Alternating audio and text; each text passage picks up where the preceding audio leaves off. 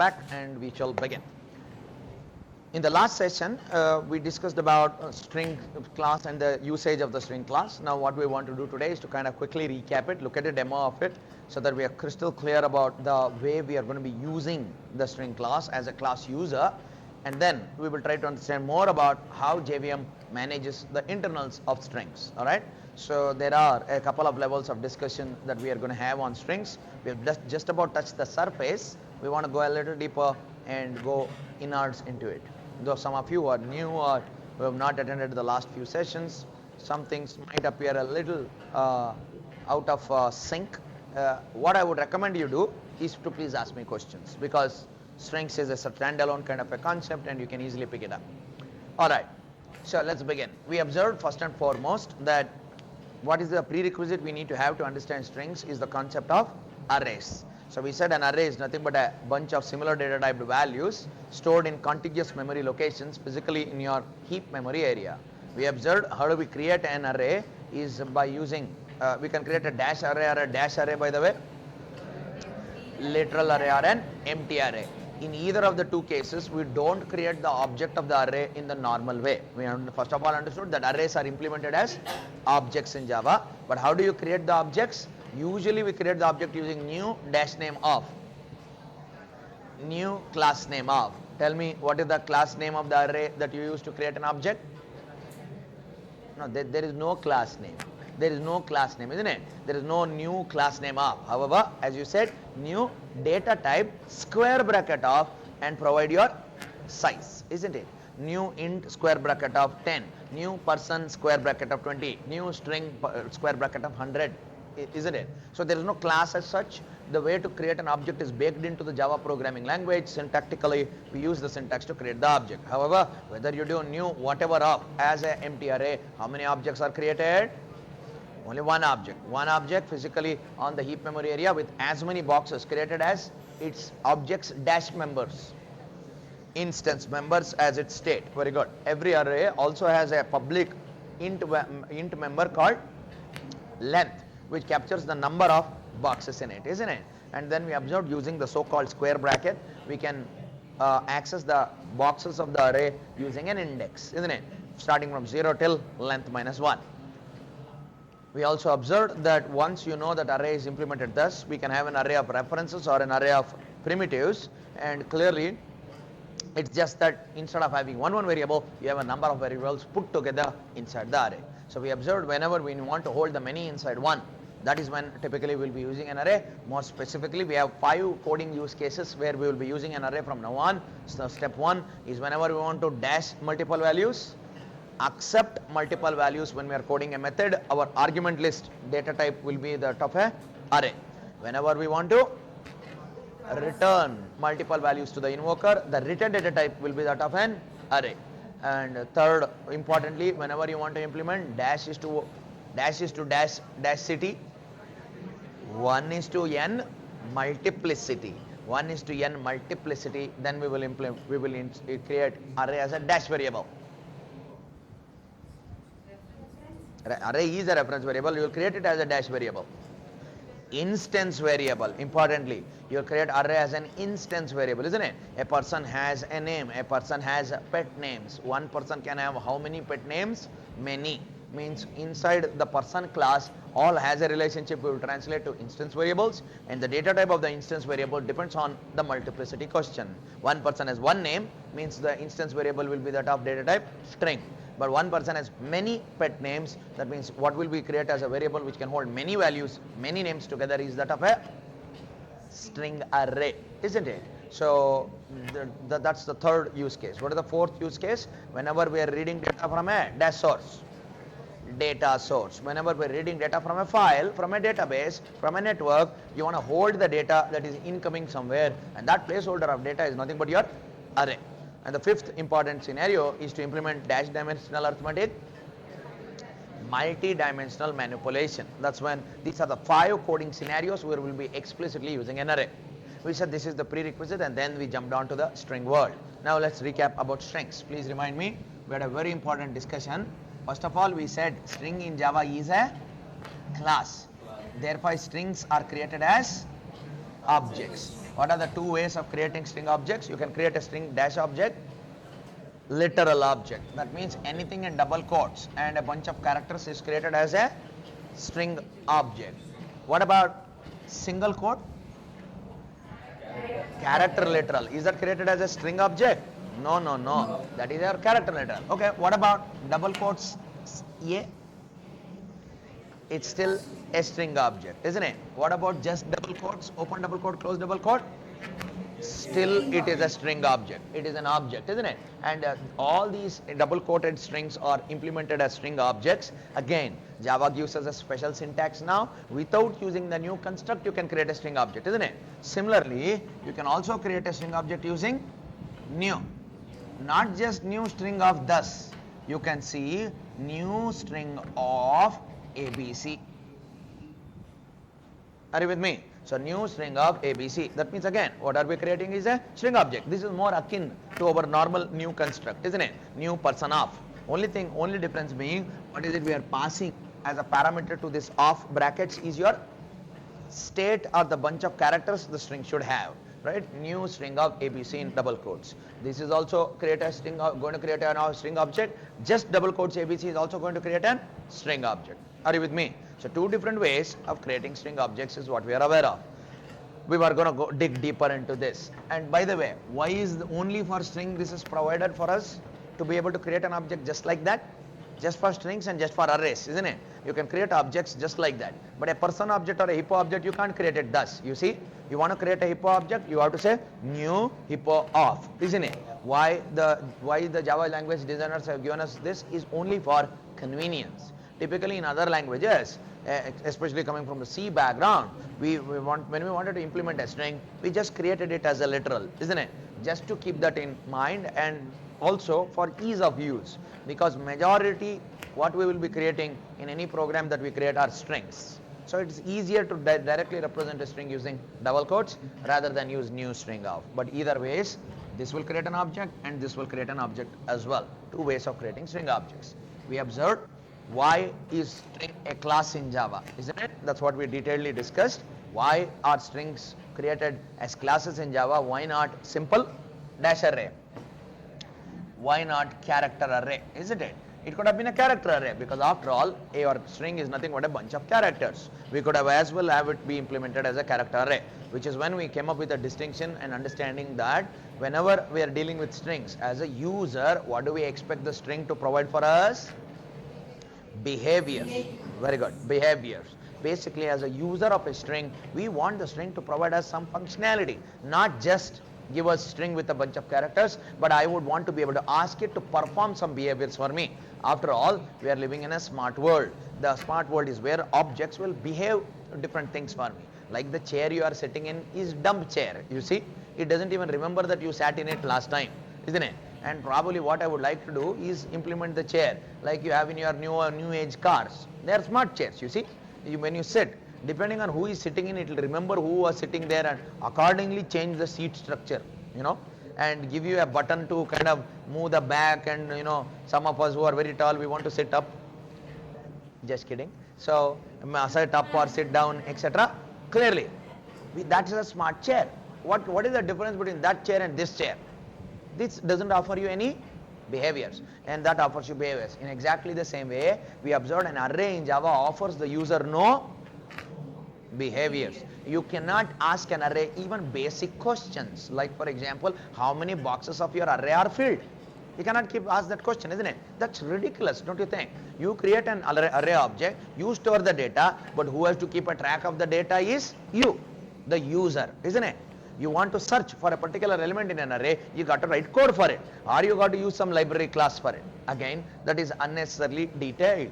Why shouldn't the array which holds the elements give us functionality? That makes more common sense. And Java is all about object-oriented programming. That is the reason why we observed strings is a class in Java, because strings provide us not only the ability to hold characters, but it also exposes behaviors for us, isn't it? That means we as a user now can invoke the behavior and find out more information about strings. That's where we dived into our first level discussion of what are all the various behaviors we can expect a string to have. So it's pretty intuitive and easy to remember. even if you are new to this topic, please ask me questions if you have any, but it's pretty straightforward. Now, that once we create strings, by the way, if I have string S is equal to ABC, tell me, what does S contain? Reference to address to your ABC string, which is created as an object. So the right hand side is an object created on the heap. S contains the address pointing to the object. Using S dot, I can invoke now all the methods, isn't it? Some of the methods we have discussed. Let's quickly recap that. How do I get to know how many characters are there given in any string? Yes, S dot length of, isn't it? So akin to this, an array, you have length as a variable, whereas length in a string is a method. Remember, your characters of a string, whatever is the characters that are given to the string, forms the dash of the string. The characters of the string forms the dash of the string, state of the string. And any designer who creates a design of a class whose object holds state, typically what is the best practice they will implement? Dash the state, hide the state. Which means, as a user, if I create string S is equal to ABC, what I cannot do is directly access the state. I cannot directly access the state. I cannot do things like this. For example, if I have ABC like this, I cannot access S of 0. Can I do this? Can I use a string as an array? No, I cannot use it. I cannot access the characters directly. You want to access the characters, you want to know more about the string, you got to invoke behaviors, because there is no direct access to the state. Obviously, the standard best practice we learned last week was typically state impacts behavior, behavior impacts state. That's why state must be hidden from direct access of the user. So clearly the state, which is nothing but a bunch of characters, is hidden from direct access. You want to know more, you got to call methods. The first method being s.length of. What does the length method return? Int. We're telling us the number of characters, isn't it? We don't need to be worried how many boxes are there and all those internal details. All we need to know is how many characters are there, s.length of. How do I read one character at a time? Char at method, isn't it? Char at method. What should you pass? Index, isn't it? So you pass the int index. So the index of the string, again like that of an array, starts from 0. So s.caret of 0 means, in this case, what would be returned is A. Remember, you need to hold that in a char variable, right? So if I do an SOP of C, what will you get is A, s.caret of 1, SOP of C, B, a caret of 2, C, and s.caret of 3. What will we get? String index out of bounds exception. Just like that of an array, a string's index access is bounds checked by your JVM. It does not allow you to access the character that does not exist, isn't it? Obviously, between 0 to length minus 1 is what we can access. Okay, once we are aware of this, we observed we can do many things with two strings. Oh, before we come to that, how do I carve out a string from one to another? No. How do I carve out a part of a string? Contains. No, not contains is for search, to get a part of the string. Substring. Perfect. Substring, what do you pass as parameter? From index to index, isn't it? Both of them are integers, isn't it? From int to, isn't it? What does it return? String. It returns a string. Like for example, x dot substring of 0, 2. Tell me, A, B, C, D, E, F, D, E, F, G. ABC. Yes. Remember, the from is inclusive, 2 is exclusive. That means A, 0, 1, 2, till 2. That means only AB. Are you with me? So that's how the substring works. Now, who are we playing the role of in strings? We are playing the role of the class user. We are not the designer of string. Who is the designer of string? He is the Java designer, isn't it? Somebody in the Java language designer has created the string class. That means we can only use it. What we cannot do is touch the code and change it. Like for example, I want substring to also include these two. Substring method, it includes from, but it excludes to, isn't it? I want to include it. What should I do? You can't do anything. No, you can't do anything. Can we change the substring functionality? It is like saying, when I click on the start button of my bike, it should stop. Okay, I want that. When I click on the stop button, it should start. I mean, you can't do that because you are not the maker of the bike, you are not the manufacturer, the designer, isn't it? Who controls how this method works is only the designer. And how has the designer implemented it? In such a way that the from is included and the to is excluded. Are you with me? So we are just learning the ropes of how the methods work so that we can utilize it for our own purposes. Okay, then then starts to strings, right? No, search. Let's do search. How many search functionalities are there? Two search functionalities. First one is s dot contains. Tell me what I should pass as a parameter. One more string I can pass, isn't it? So I can pass whatever, BC. Then what are we saying? In S, search for BC. And what does the contains method return? Boolean, whether it is there or not there, isn't it? So can I do an if s dot contains of BC? Do something else, do something, isn't it? I can do that because contains will return a boolean. I can pass it to your if or while or whatever other construct which expects a boolean, isn't it? So it tells me whether BC is there and not. How does it search for whether BC is there or not? Does it search character by character or the entire set of characters? Entire set of characters. Like for example, if I BG, the contains method will return in this case false. There might be B, there might be G, but it is searching for BG occurrence as it exists, isn't it? As a whole, so to say. So obviously it returns false. Okay, tell me this. S dot contains A, B, C, D, E, F, G. True. Now tell me. True or false? True. Okay. Obviously A, B, C, D, F, G. In A, B, C, D, F, G, A, B, C, D, F, G is there, isn't it? All right. What am I adding? Space. Please note a space to a mansha like I and you looks blank and empty and insignificant. But from a computer point of view, that space is a valid character, isn't it? So what do you think the contains method will do first? Internally to check. It has to search this occurrence here, na? What do you think the first check it will do internally? One of the first checks rather. Length check. Perfect. So it checks length of this first string with the length of the searched string. If what you are searching for is bigger, can it ever exist in the smaller fellow at all? No way. So obviously it will return false, isn't it? So the space is very important in the sense that it is its own character, right? Very good. Okay. Is it a single test case? Yes, it is a single test case. You are very right? So very good. Then whatever, I mean, I could have given ABC and it would have searched true and false. What is the other search functionality? Tell me. Index capital O of, right? And what is it you are going to pass? What is the order of the parameters?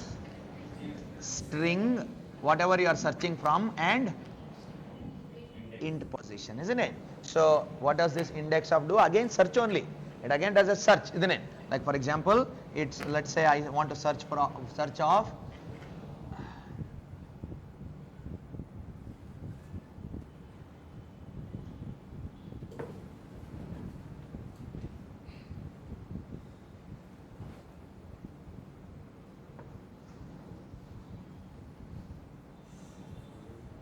I hope I get the spelling right.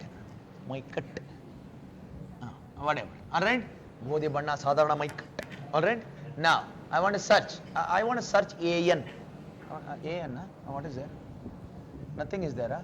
What a beautiful lengthy name without any repeats. NA. Okay. Now I want to search NA, right? I want to search NA and I will pass position. Position 0. What does it mean now? Index of what does it do? From this position, in this case 0, it starts searching for NA. No, NA, right? So this position is what it will return, isn't it? So what does index of return? Integer. Position of the whichth occurrence? First occurrence. From where? From 0. Your contains method returns true or false, but the search always starts from where? 0th index. You understand? So when is it I should use index of? When I want to search not from zeroth index, isn't it? Very good. And if at all now I give some, this is 0, 1, 2, 3, 4, 5, 6, 7, 8, 9. If I start the search from 10, that means I'm starting from here. So 10, 11, 12, 13, 14, 15, 16, 17, 18. So it is going to give me 18. Are you with me? So if I give 10, the next occurrence is what it gives me. If I search from 19, what does it give me? After 19, is there any year? No. What will be returned? -1 to indicate failure. Everybody clear?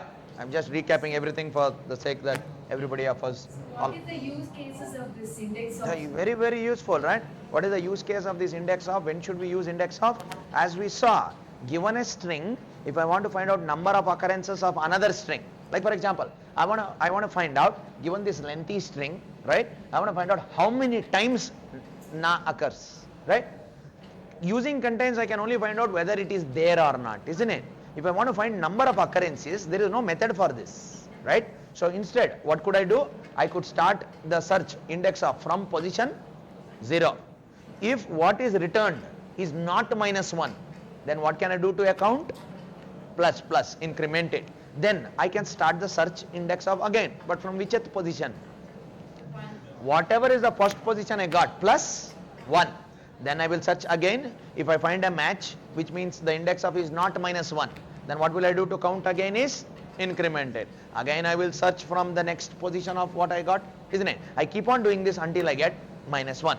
So whenever I want to search from a position, then the index of method is used. Very, very useful, by the way. And as I told you, that is the first interview question, or no, we discussed it as first. In our actual list, it is some 7th or 8th interview question, right? It is one of the common interview questions that are asked. Given two strings, find out how many occurrences of one string occurs in another. For that you don't have, you can do it in other ways, but index of is an elegant way of doing things. Everybody clear? Yes, feel free to ask me doubts in between. I might be going as a, quickly, but please feel free to stop me. Then, importantly, we also talked about replace, isn't it? So, what does replace do? If I replace na with, ga. No.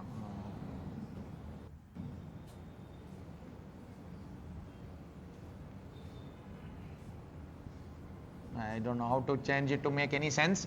Or a goo, okay? Don't ask me why. Now, if I do an SOP of this, tell me, what does this mean?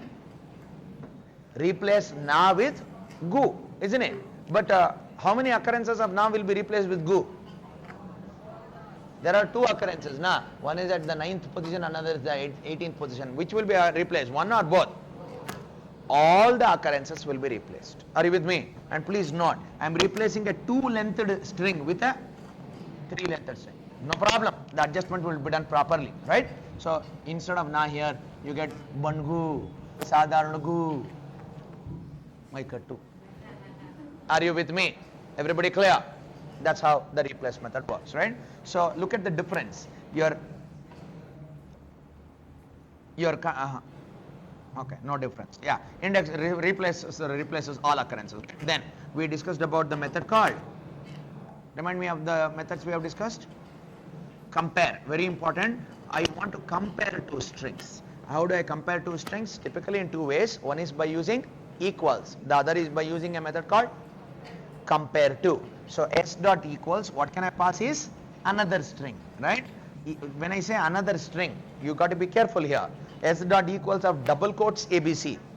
Either I can pass or I can pass S dot equals of reference S1. Both are the same, by the way. When I do S dot equals of ABC, what am I passing as a parameter to the equals method that I am invoking? Reference only, not ABC. Are you with me? You have to be careful here. S dot equals of double quotes ABC means you are not passing ABC as a parameter. ABC double quotes creates an object. Whenever an object is created, what is returned is address. That address is being passed as a parameter. And all addresses, reference variables and other parameters in Java are passed by copy, isn't it? Are you with me? So the copy will be passed. Anyway, what does this equals method do? It compares the left hand side string with the right hand side string with respect to its, what does it compare? It doesn't compare references, it compares what?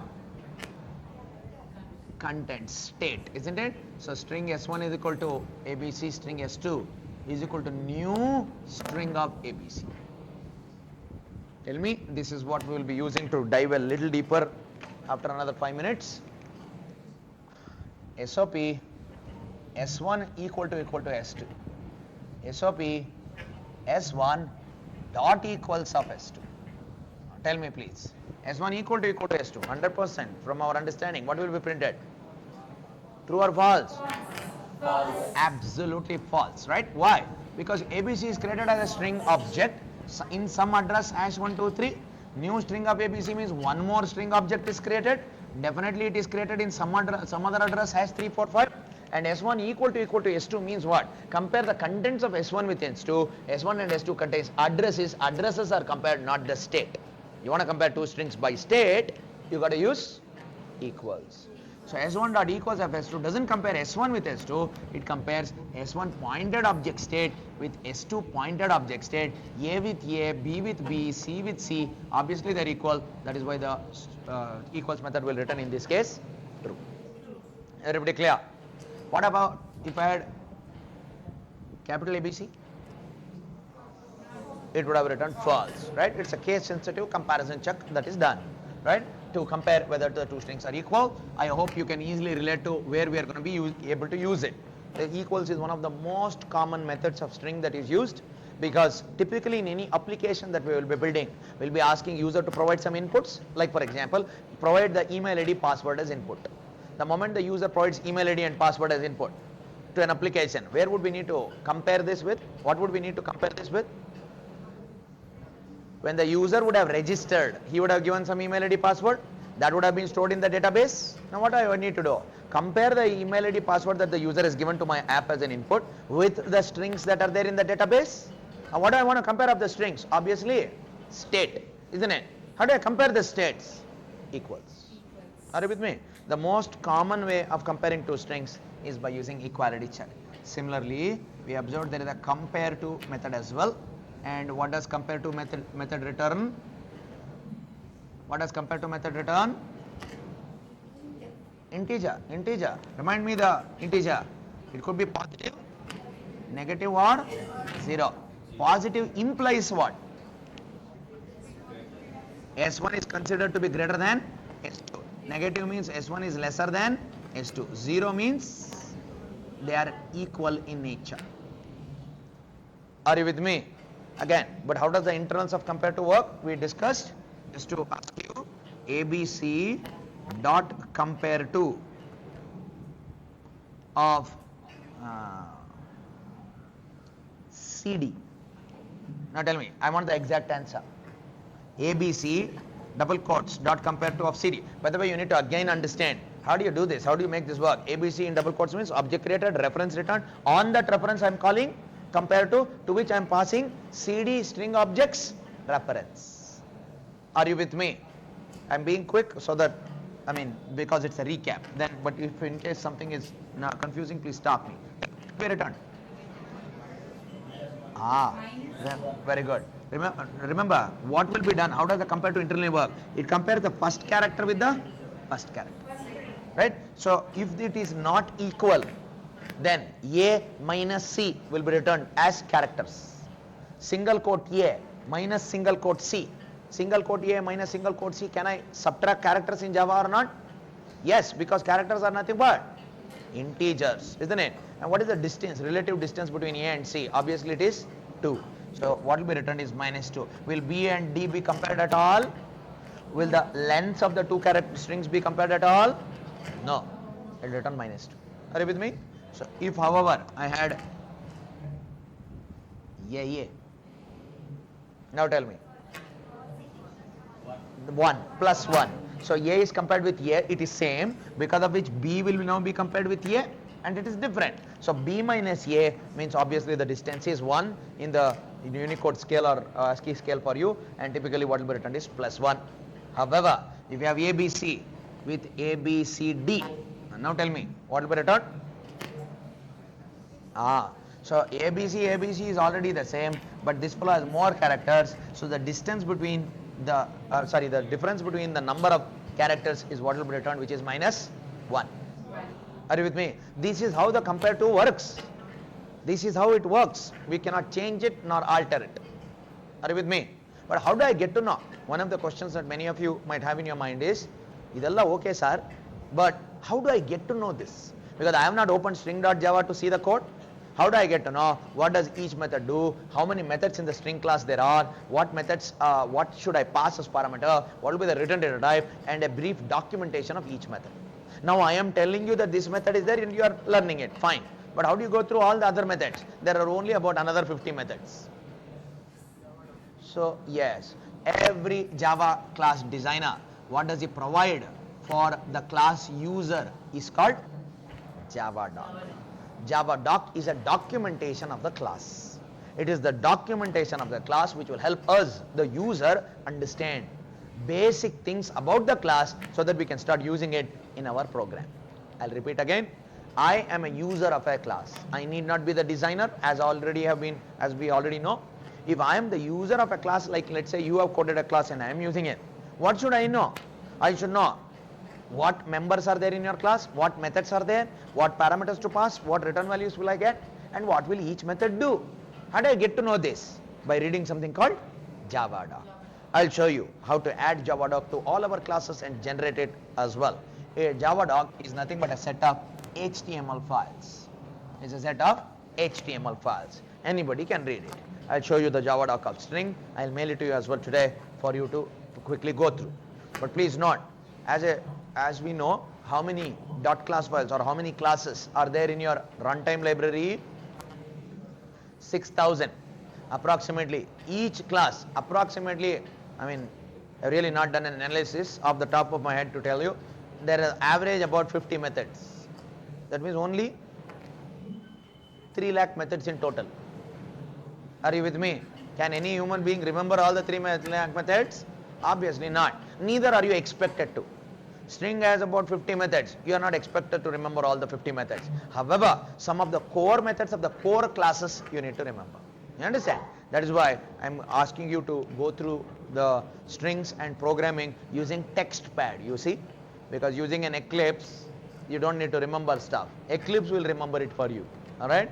That's why, to force you to remember, I'm asking you to use TextPad, because then you will be forced to remember the core methods. You understand? So roughly about 15 methods are important in string, right? All the 15, you have to by heart, you have to code and learn them. Alright, everybody clear with comparative? Very good. Then, importantly, comparing over, then we have s1.concat. Anyway, we observed we can always concat using the plus itself, operator itself, isn't it? You can do s1.concat of s2 and the concatenated result will be given to you. Okay, fair enough. Then, what other method did we discuss to convert, to get all characters in a string? So, yes. There are the methods of string to convert the cases. How do I convert the case? To dash case and to dash case, to uppercase, to lowercase.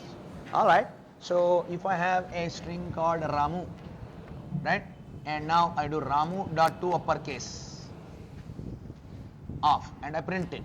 Please note, you got to follow the naming convention of the methods. T small, U capital, C capital, right? Camel case. Anyway, what will be printed out? Capital Capital R, R, capital A, capital M, capital U. What if I wanted? Small r, capital A, small m, capital U. What have I done? I have converted the cases, isn't it? Ultified the cases in a way, isn't it? The capital fellow has become lowercase, lowercase guy has become capital, capital lower, lower capital. Are you with me? Quickly tell me, which method will do this for me? Is there a method for me to do this called convert case? No. Upper is there, lower is there. There is no convert case. That's why the interviewer will ask you. You understand? So you need to know how to manipulate the strings. We'll get there. I'll show you. Very, very simple. Some of you might be knowing this already. But anyway, that's to uppercase, to lowercase, isn't it? But more importantly, tell me 2 ways at least. 2 ways of printing out all the characters Actually, not 2 ways. I need more ways. No, hold on. Let me tell you one more method, then ask you. So, one important method of a string is called split. Before I tell you this, did we wrap up all the methods or not? What is that? Trim and 2-char array, right? I will recap both of them in a minute. So now, string dot split. So string dot split. This is an important method. I know many of you went through this as per the lab, but just to tell you. So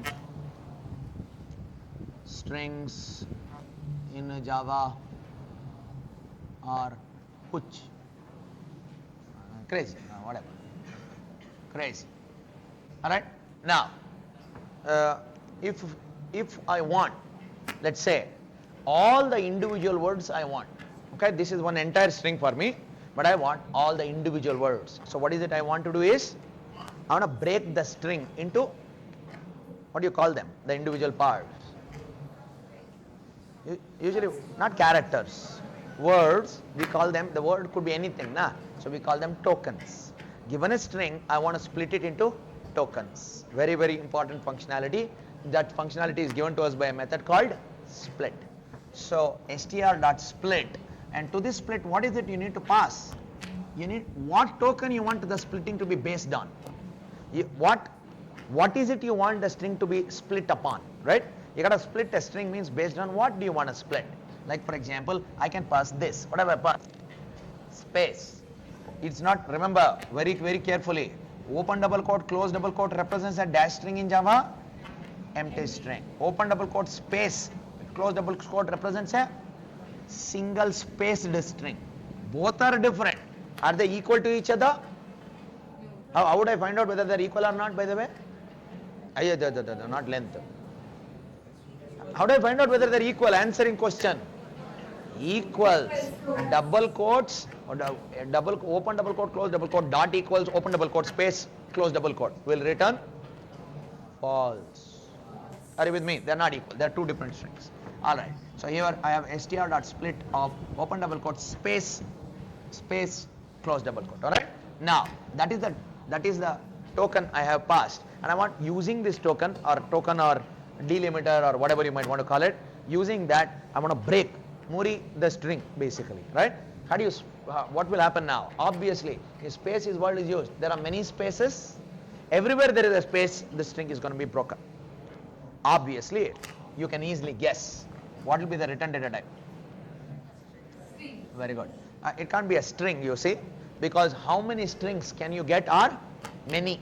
Like in this case, strings you will get, in you will get, Java you will get, R you will get, crazy you will get, isn't it? All individual strings will get. When you need the many as one, obviously the return data type of a method where you want to return the many as one is going to be an String array. array. So string array. So what it returns is a string array. Are you with me? Now, once I have a string array, note, an array is not a string. You got to differentiate between the two. It is going to be initially confusing. An array is not a string. A string is not an array, right? They're two distinct entities. Which means once I have a string array, how do I access each of the contents of the array, please? What loop? I know, for each loop, right? The easy way to access all the contents is to use your for each loop. For string colon SA, isn't it? String S colon SA, right? So now I can do SOP of yes. What will be printed to the monitor? Please note, yes, this SA now points to an array object where the array object contains as the first box. What does the first box contain? Very good. Address to your strings. What does the second box contain? Address to your in. What does the third box contain? Address to your Java. Fourth box, R. Fifth box, crazy. Are you with me? Now, this SA is pointing to this. So, for string S colon SA means, what will happen per iteration? What will S contain? Address in each of these boxes. So, that means the first address is copied into S first time. So, SOP of S, what will be printed out? Strings. Second iteration, what will it contain? Address of the second value, second box, which is nothing but address of in. SOP of S means in, Java, or crazy. Are we able to access each of the words of the string sentence or not? So, very, very, very important method for us in programming. Given a string, split the string into words. How do you do that? By using split on a space. Everybody clear? Any questions on this, please? You can pass more than one token. You can pass a word. You can pass a sentence. You can pass anything you want. So let me ask you. str.split of in. Now tell me. In is used as the token to split the string, right? To break the string. So can you tell me first, what is the length of the, obviously whenever I call split, what will I get as a returned value is always an string array. Tell me the length of this array. 2, 3, 4. Look at it carefully and tell me. I have not written it nicely. Please note, wherever there is an in, murid. strin is there. You see, you are looking only at this in, right? So str, there is an in there. So clearly, str is broken into one string. In is not counted. What you pass to the split method, that is what is used to break the string, right? So that goes away, and then gs space is broken. In is gone. Space. Java are crazy only. Are you with me? So 1, 2, and 3. 3 lengthed array you will get. Basically, in is used to split the string, I say. What if I wanted to split it based on the in word, not the in, just the in wherever in between? What should I have split it based on? Space, comma, in. Space in space. Space, there is no comma. Space in space. Are you with me? Now it will be split only based on this. And how many strings would you have gotten are only 2. Left hand side, right hand side. Everybody clear? Yes, sir. Okay, I'm waiting. All right, good. Now, tell me this. If I split it on, think and answer, strings. What will I get? So here only the breaking is happening, isn't it? The left hand side there is nothing. So after the breaking, what is left? That entire thing is put into the array, which means there is only one string in your returned array. Everybody clear? Okay. What about if I have ABC? When I do a str.split of ABC, first, what do you think the split is doing? Internally it is searching for ABC. Is there any ABC at all? No. So what will be returned in the string array? It is the return value is still string array only, but what will be the length of that array is only 1. And what will the first index contain is? Entire thing. There is no ABC, no. You want to split the string based on something, that based on something you are not finding, so the entire thing will be returned back. Everybody clear? Okay. What about this? No space. Take a guess. What do you think it will do? Each character is going to be broken and created as a string. That string is going to be put in an array, and that array return. That means if I loop over this character, a string array, and then print the strings one at a time, what will be printed first time? Yes. T-R-I-N-G-S space I-N and so on and so forth. Everybody with me? Got it? Very good. So that's the split method, right? Very, very powerful method. And by the way, what you can also pass to this is a very powerful regex. Regex stands for regular expressions. Using regular expressions, you can split strings, you can break strings in very complex manner. We'll not go into regular expressions now. I'll take you through it a little later. In fact, I'll be asking you to go through something and we will mimic the same in the class. Alright, so that's the split method, right? And then, if at all I wanted all the individual characters, what is it I can do to access all the characters? Is str dot to char array. What does the return data type give me? As the name itself is suggesting, char array. Are you with me? char array. Now, please note, this character array will have the same length as of your string. Okay? Now, I want you to answer this question. String s is equal to abc. str.toChar array, I get the character array. Remember, once I get the character array, it is an array for me. So,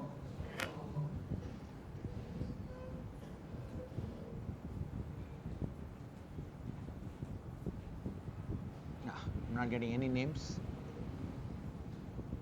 any words, so I'll just do this.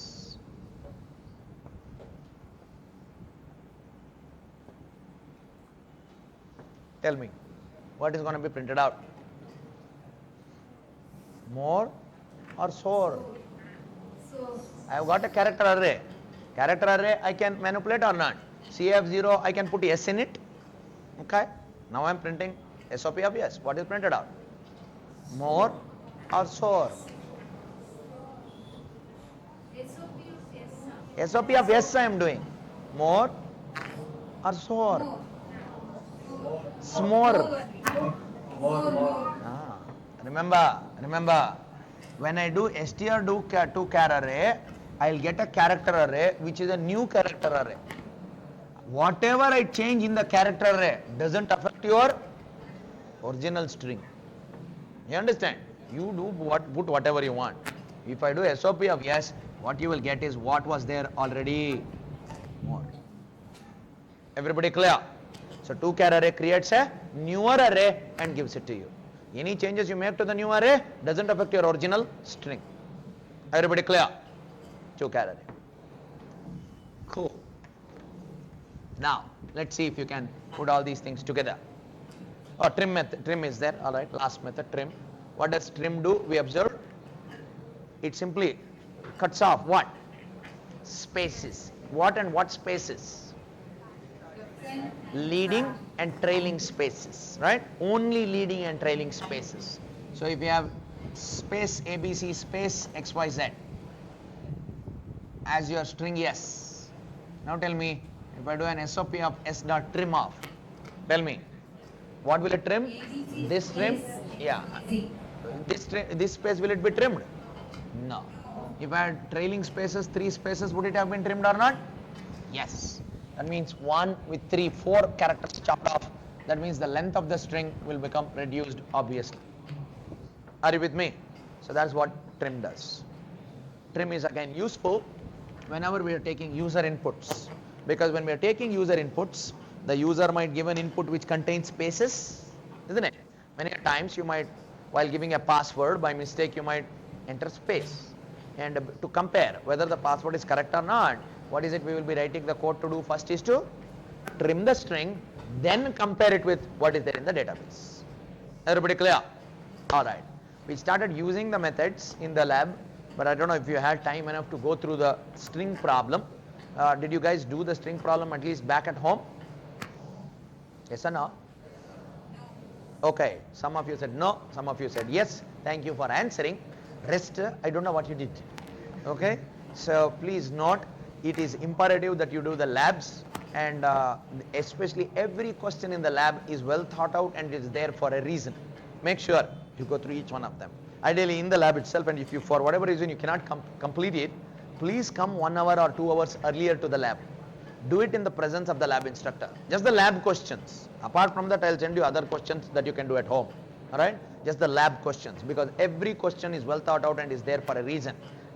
All questions are made by me specifically knowing what I'll be training you at a later time. Specifically looking at what kind of companies come and what kind of questions they ask. Right? So that's going to be a link to the further set of questions you're going to solve. So make sure you do that. I know it was slightly difficult to finish everything on time because the lab was lengthy. And that's why I want to have a string lab separately. We'll do that tomorrow, day after. Now, tell me at least 3 ways. How can I say 3? 4 ways. Yeah, 4 ways. At least 4 ways of getting all the characters in a string. I want one character at a time. Obviously, first method is caret method. To caret, what should I pass is int index, I can use it inside of a loop where I loop till length of the string. Good. That means the second way. Easier before that, before split. 2-char array. I can do str.2-char array. What will I get is a character array. I can loop over the character array and get each of the individual characters or not. Second mechanism to get all the characters. 3 is split it. Split it based on what? Empty string. Empty string. Right? Open double quote, close double quote. What do I get? I get a string array. Remember this. When I say 2-char array, I get a char array. But when I say str.split on empty string, what do I get is a string array where each string contains a character. Are you with me? Did you get that? Okay. So what is the fourth way? Very good. You can use substring. Substring. So str.substring. Can you tell me how do I get each character given a string? I want each character by using substring. String str is equal to this. I want each of the characters. For loop. And do what? Don't say substring of 0, 1, 1, 2, 3, you don't know how big the string is. Yes. Yes. So for int I is equal to 0, I less than what? Length of -1. I plus plus SOP str of substring of I plus plus or I plus 1? I plus 1. Right? Oops. Are you with me?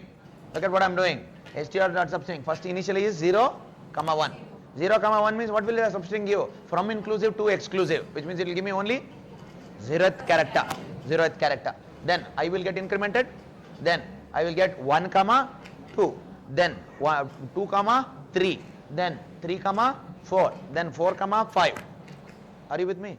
Until when? Until okay. str.length only I could have done. If I do str.length, what will be the value of I? Length -1, na? So if at all you have A, B, C, 0, 1, 2, right? So that means I value will be 2. 2 is less than 3. Correct? No? When it is 2, 2, 3. 2, 3, what will we get? C. No.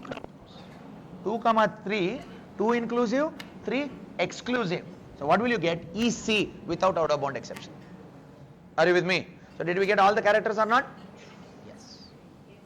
Are you with me? Everybody clear? Shall I test you more? Okay. Now, give me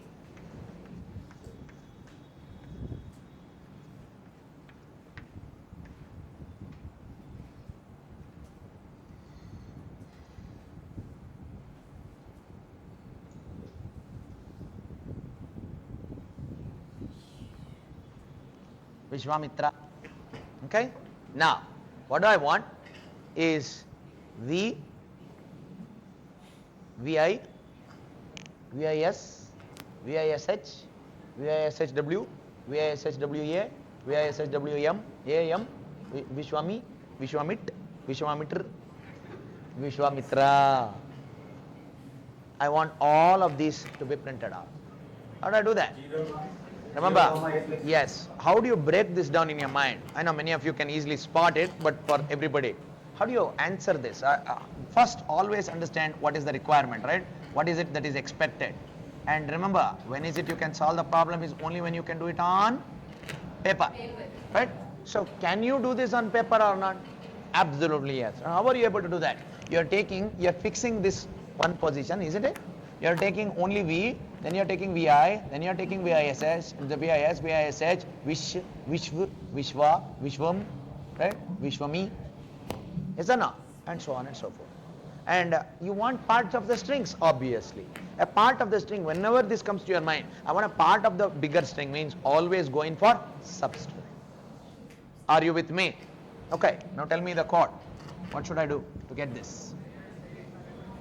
Again, For loop, int I is equal to 0, I less than, again str dot length. Okay, I plus plus. Remember, length is a method in Java for strings. All right.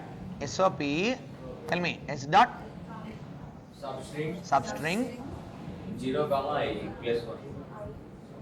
it can't be it can't be 0 comma I plus 1. very good, I plus 1. Let's see how this works. Always starting from 0, isn't it? So now go through this. So obviously you need a loop, right? That is easy to understand because you need many substrings, right? Per iteration you want one substring. So 0 comma I plus 1 means initially I is what?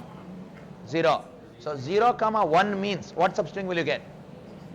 Only 0 with 1 V, right? Next iteration I becomes 1, so I plus 1 becomes 2. 0 comma 2 means you get VI, then VIS, then VISH, then VISW, VISHW. Everybody clear? Everybody got this? Now, what is this? Is just a stepping stone to ask you the more important question again, which is an interview question. So there are about 50 interview questions that are asked in strings. There is nothing more outside of it.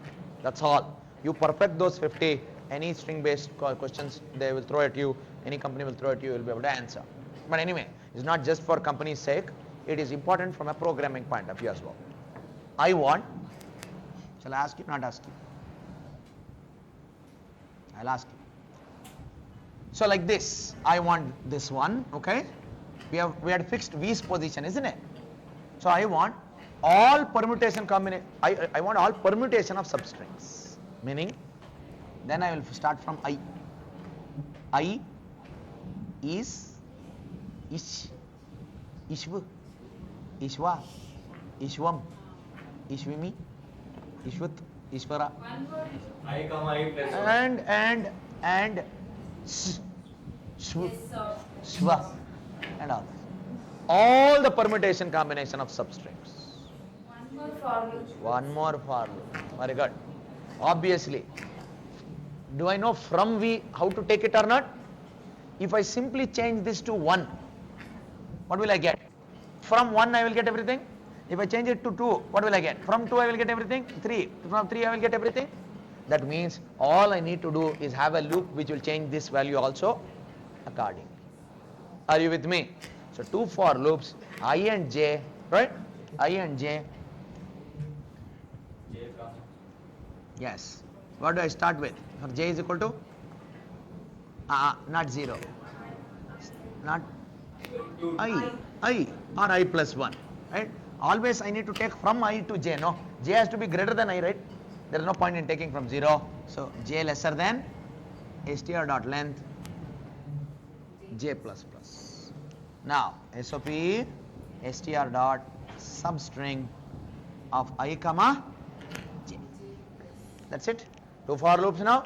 So str dot substring initially 0 comma 1, then 0 comma 2, then 0 comma 3, then 0 comma 4. So 0 is fixed. You got all permutation combination. Then inner for loop completes, outer for loop I plus plus, I becomes 1. So 1 comma 2.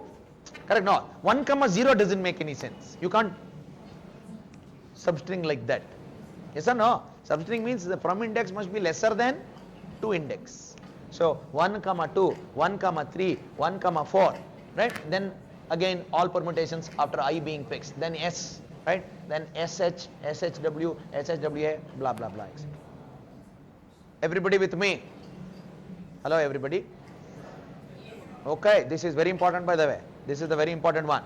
I am telling you all of these things now only so that you understand how to use the methods to solve what is our requirement. You will not just have requirements where you simply call one method and you got the answer. You always need to use it in permutation combination, right? You got to use methods in different manners. But you need to start learning how to start manipulating strings. All right, we are at a good position now to strike and go a little deeper into strings. Level 1 discussion done. All we have understood is why string is a class and how strings are created as objects and what are the various methods that are there for me to use it immediately. So we know this, but now we want to go a little deeper into strings class and strings working internally from JVM point of view. Everybody ready? Okay, yes please.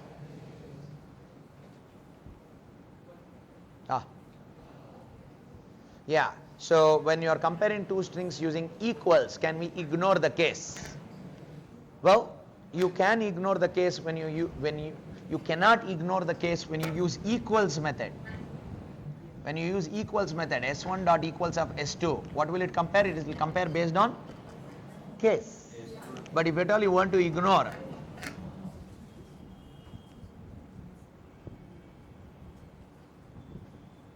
use a method called equals ignore case. There is another method. I told you no. 15 are the most important ones. There are other methods too. There is a method called equals ignore case. Are you with me? That will compare the two strings by ignoring the cases.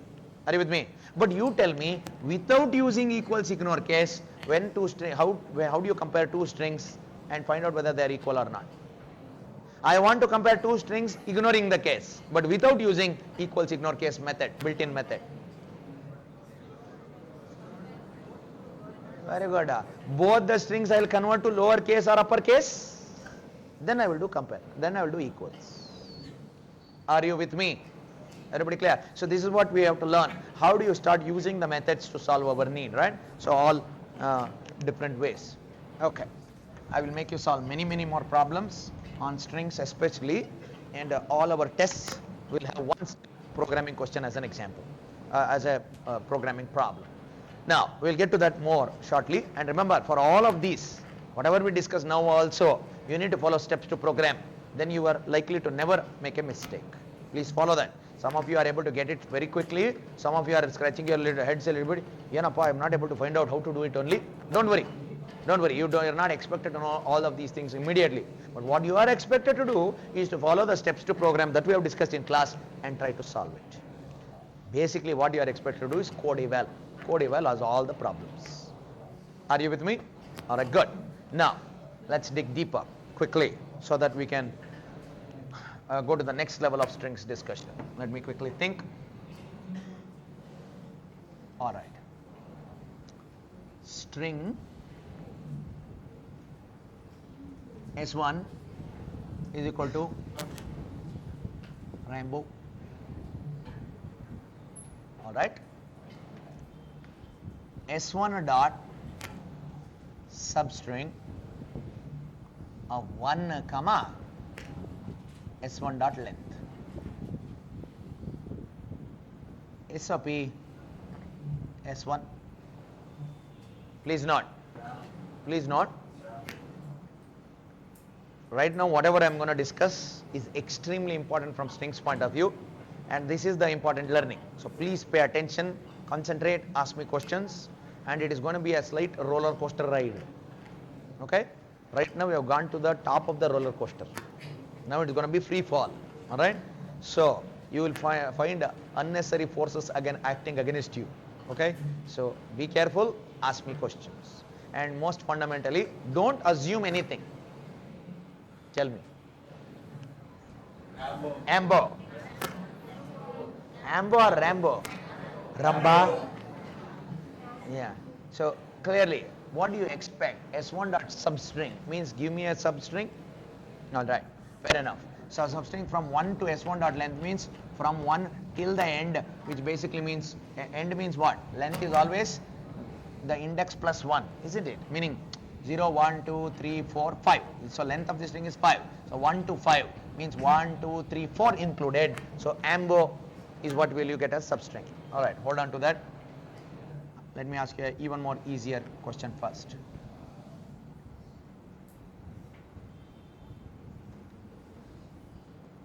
This should be easier.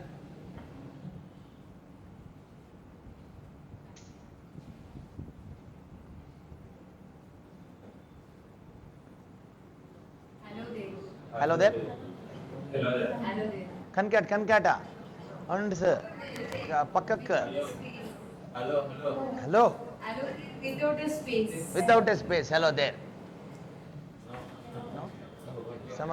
Some of you, ಕೇಳ್ತಾ ಇದ್ದೀರಾ ಅಂದ್ರೆ ಏನೋ ಇರಬೇಕು ಇದರಲ್ಲಿ, right? Yeah, I know. So, what will be printed here is not hello there. Hello. Only hello. What will be printed here? SOP S1 is Rambo. Not Ambo. Are you with me? All right, I will tell you. S2 dot 2 uppercase. SOP S2. S2? All hello. SOP S2. Ideally speaking, 2 uppercase. Should uppercase the letters? No. What will you get as an output when I do SOP S2 is hello in small case. Crazy? Which no? I know, right? You got to be careful. The reason why this is working thus is for an important way in which the strings have been implemented. That is, before I ask you answer the question as to why this functions, again, it sounds a little crazy, it looks a little crazy and very unexpected, isn't it? And this is true not only for all of this, for anywhere where you do string manipulations. Like for example, I have string S equal to again whatever Mogambo, and what do? Is S dot replace Mo with Go. Now SOP of yes. So I have three or four different examples here, right? So SOP of yes. Well, what do you expect? Mo should be replaced with Go, isn't it? You should have gotten Gogambo. Correct now? But what are you gonna get is Mogambo again. Are? It is as if these methods never did anything, isn't it? I am calling replace, it did not replace. I am calling 2 uppercase, it did not 2 uppercase. Concat, aglil. Substring, yellow it. Are you with me? The reason why it works like this is what we want to understand. Again, the focus on understanding a complex functionality is to go into internals. Once you go into internals, everything will become simplistic and logically sound. Let me ask you, simple question, many of you know for sure. Tell me, how many times can I subtract 2 from 32? 2 from 32. 16 or 15? 16 or 15? Only once. Only once. Huh?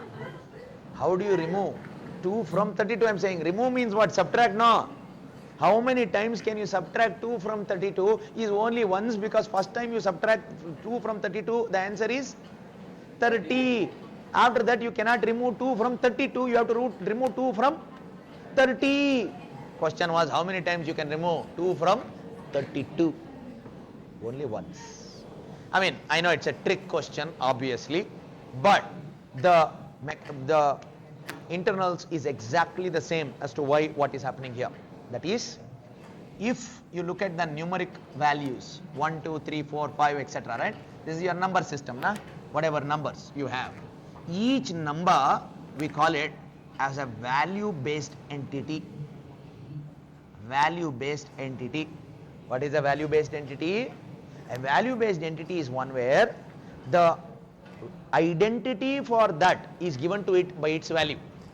I'll repeat. What is a value based entity? The identity of the entity is given by its value. Like what is the identity for 1, I say? 1. Its value only is its identity, isn't it? If I change the value, if I do a 1 plus 1, does it represent 1 anymore? No, it does not. If I do a 1 plus 1, it yields me 2, which is now a different value, isn't it? That means the value identifies the entity. If I change the value, it doesn't represent it anymore, it represents a different thing. In exactly the same way, listen carefully, if I have ABC as a string, alright, if I concat D to it, is it representing ABC anymore? If I concat D to ABC, it becomes ABCD, fine. That's the answer, you are right. But ABCD, can it represent ABC anymore? No way. ABCD is a different string when compared to ABC. So in Java and in many other newer OO languages, all strings are implemented as value based entities. What are value based entities? The value or the state of the object gives the identity to the object. The state of the object, what is the state of your string object? Characters. The characters of the string gives you the state of the string object. If you change the state of the object, the result doesn't represent that original anymore. The result represents a new object. Are you with me? Another way to remember, maybe a bad analogy, you take an amoeba. For some strange reason you hate amoebas. So what do? You take a chaku, a knife, cut amoeba. When you cut an amoeba, what do you get? You got another amoeba, man. You have not cut the original fellow. You have got now new amoebas. You cut them again, more amoebas. Are you with me? So basically, I will relate to this example a little later. It actually translates to exactly how it works. But keep the amoeba example aside. Basically, your strings are value-based entities. Anything which is value-based means the state of itself gives its identity. You change the state, which means it does not represent it anymore. It represents a brand new object. And all value-based entities in the object-oriented world are implemented as immutables. Immutables. What is an immutable? First, to understand what is immutable, you need to understand what is mutability. Mutability means what? So anything which can change. Mutable means anything which can change. Immutable means one which cannot change. Are you with me? Immutability means one which cannot change. Manju? You know what is a ಸರಿ ಬರ್ತಿದೆ ಯಾರು ನಿಂತಿರೋದು ಹಾ Manoj sir, oh, I can't make out. Okay. I was thinking something is wrong. I'm looking okay? Just kidding. All right, just kidding. Thank you. So, anyway, I'll repeat again. Yeah. So, please come and sit, Manoj, if you want to. Right? Yeah. So, ABC is a string, right? If I concatenate D to it, what will I get is ABCD. You are right.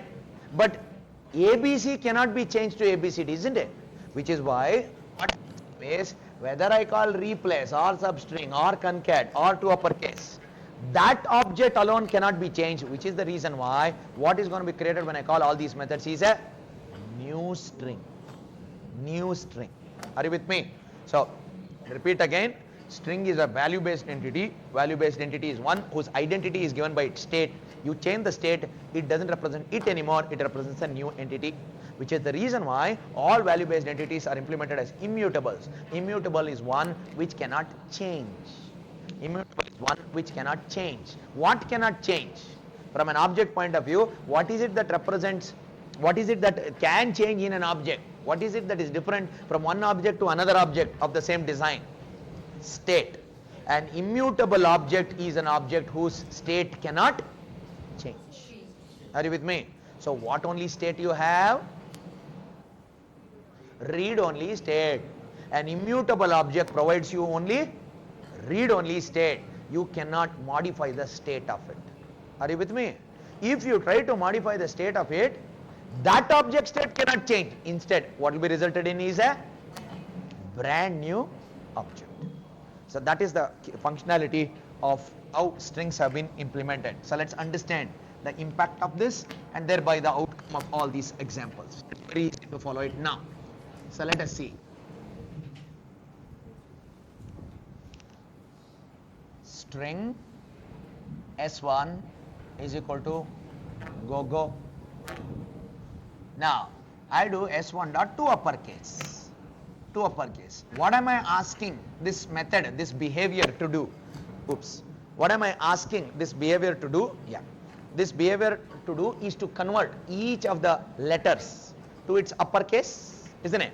And that is exactly what it does, by the way. It definitely converts small g to capital G, small o to capital O. However, can this to uppercase method change the state of the pointed object? Please not. No. S1 is pointing to this object on heap. Now when I call S1 dot to uppercase, this is the method I am calling, isn't it? This is how I will relate to it.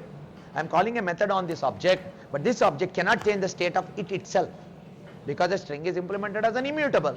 Immutable is an object whose state cannot change. That means this object state cannot change, which is the reason why this to uppercase, what will it do is, yes, it will convert the case to uppercase, but it will result it in a brand new object. That means if I want that new uppercase fellow, what should I do? This is returning the reference of the new string, so I need to hold it. I need to hold it. Now when I do SOP of S2, then what will be printed out is go all capitals. But SOP of S1, go small case. Are you with me? Now suddenly the funniness of how it works will become very illogical to understand, right? Always remember, when anything you cannot understand for its behavior, focus on the internals. Once you understand the internal way of working, things will become extremely logical and simple to follow. Now, S1.2 uppercase I do, so tell me, I want to do this. S1, I want to do SOP of S1, but what is the result I want? Is this go. Tell me, what should I do? S1.2 uppercase. I have done S1.2 uppercase already. Assign to S1. Remember, S1.2 uppercase is uppercasing each of the characters, yes, but it is creating a brand new object on the heap with state go, and this brand new object's reference is returned. I gotta hold that reference, either as a new reference or same reference. Are you with me? Now when I do S1 is equal to S1.2 uppercase of, clearly all the characters are used to be uppercase in a brand new string object is going to be returned. That brand new string object reference is returned. Where is it going to be? Who is it going to point to? It is again S1. Now when I do SOP S1, I will get go with all caps. So Are you can't we print- with me? Can't we print this S1 You dot can, SOP of S1 you can. uppercase? But the question is not just about printing. The question is about understanding. That is, now tell me, if I did not do this,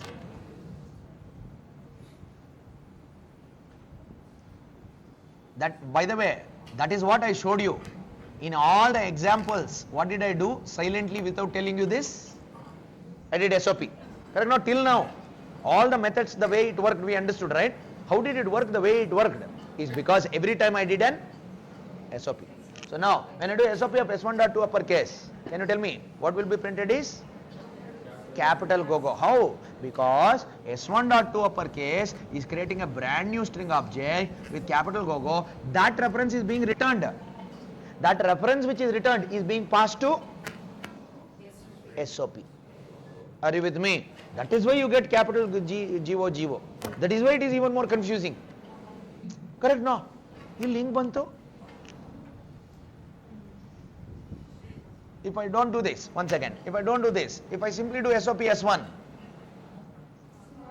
go, small case, hang bantu. Are you with me? So now you should be careful. So now you know the internals. When you do S1.2 uppercase, in general, if at all you try to manipulate the string, that string manipulation might happen, but it will result in a brand new object. Take the amoeba, cut it. You might manipulate it, but you get one more amoeba. Are you with me? The original amoeba will still remain.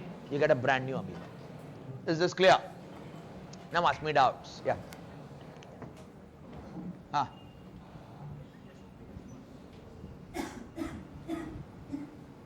Now tell me, if I do SOP of S1.2 uppercase, what will you get is capital go. If I now do SOP of S1, what will I get? Small go. Correct? No, because where is S1 pointing is to the original object only. This is returning a new reference. Am I holding that new reference anywhere? No, which means S1 is pointing to the earlier object. Are you with me? Everybody clear? This is very, very important, guys. Extremely important to understand this. Otherwise, Java programs will not make any sense only, because the most common method, the most common class that is used in every string, in every program are strings. You need to know how strings internally work. And this is just level 2. There are 4 levels to reach. So ask me doubts.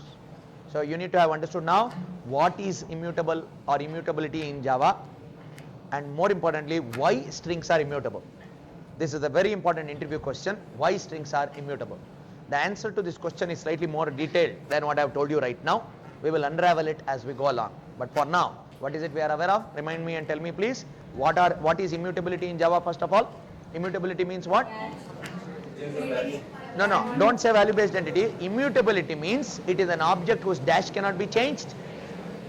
State cannot be changed. It has dash only state, read only state. An object whose state cannot be changed is an immutable object. Are you with me? Now, when do we create such designs? Obviously, immutable object means it is an object created from a design only, no? From a class only, right? So it's a kind of a special class. What is that speciality? We will discuss later. It's kind of a specially designed class such that when you create objects from it, you can create as many objects you want, but every object is a read-only object whose state cannot be changed. Immutable object. Now, question comes, when do you create immutable designs? When do you create immutable designs? When in your requirement you have dash-based entities, value-based entities. Whenever you have value-based entities, then you will create it as immutable design. Then object created from the design is an immutable object. Are you with me? What is a value-based entity? An entity whose identity is given to it by its value, its state, so that you change the state means it represents a new object. Are you with me? Everybody clear? Any questions? Anybody? Any questions?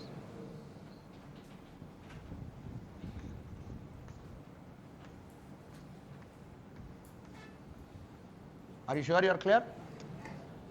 Okay.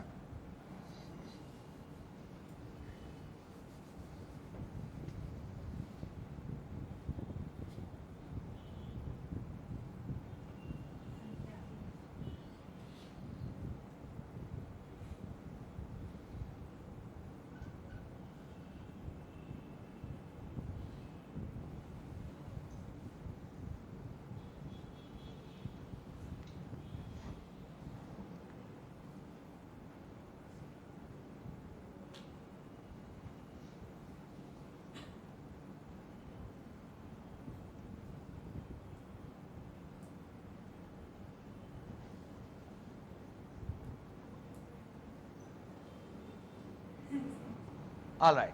Tell me the answers to each one of the SOPs. String S2 is equal to S1 dot 2 uppercase plus S2 dot S1 dot 2 lowercase. SOP of S2. Go capital, small go. Everybody clear? So S1 dot 2 uppercase, what does it do? Capital G, capital O, capital G, capital O, new string is created, that is returned. That reference is concatenated with S1 dot 2 upper lowercase. It will now make all the characters be lowercase. It is already in lowercase. So small go, small go. So capital go with small go, go. I mean go like this. Uppercase, lowercase. So SOP of S2 is this. SOP of S1, small go only. All right. SOP of S1 dot 2 uppercase dot 2 lowercase. How do you understand this? Please not. So S1 dot 2 uppercase, what does it return? A brand new string. So I want you to understand this. Every string manipulation operation in string returns a string reference. So this is returning a string reference. On that string reference, please note, there is capital Go created as a new string object. That reference is being returned. On that reference, what are we calling? 2 lowercase. So what will happen is, one more object is created with small go. That reference is being passed to SOP. Are you with me? And SOP of S1 is still small go only. Are you with me? Everybody clear? So every string manipulation method, remind me, what are all the string manipulation methods we have learned? No, compared to is not string manipulation. I am saying string manipulation, one which tries to manipulate the string, the state of the string. 2 lowercase, 2 uppercase. Replace. Concat. Trim. Substring ideally is not trying to change the state of the string, isn't it? You are saying anyway, give me another string, part of the string as a new string. So these 5 methods, they are all methods which are trying to manipulate the string. What is the return data type of all these 5 methods? New string reference. All of these 5 string methods replace trim, your concat, uppercase to lowercase, right? All these 5 methods will result in a brand new string object, and that reference will be returned. Rest of the methods don't do that. Are you with me? Your compare to, equals, they are not creating objects, because you're not manipulating this. Manipulate means change the state. Are you with me? Everybody clear? Yes, sir. Okay.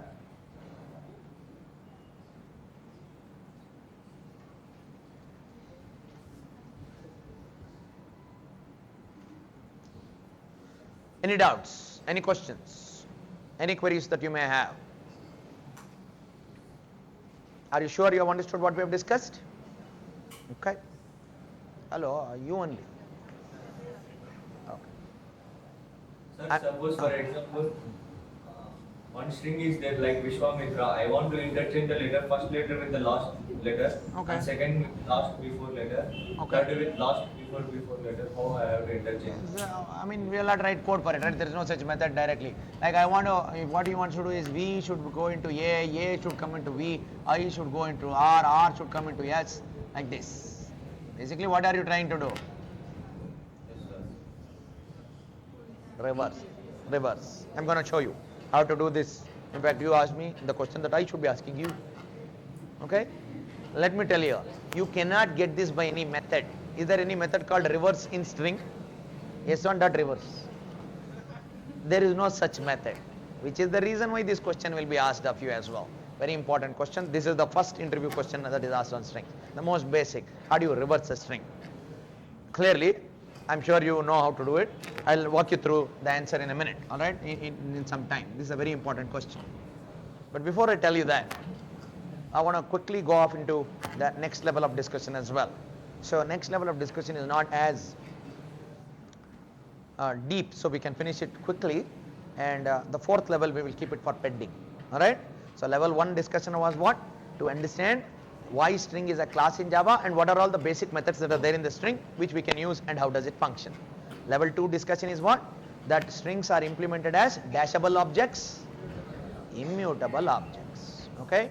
And the third level of discussion is what I'm going to take you through now. Are you ready for the next loop? Next bend in the curve, so to say? Alright. Very good.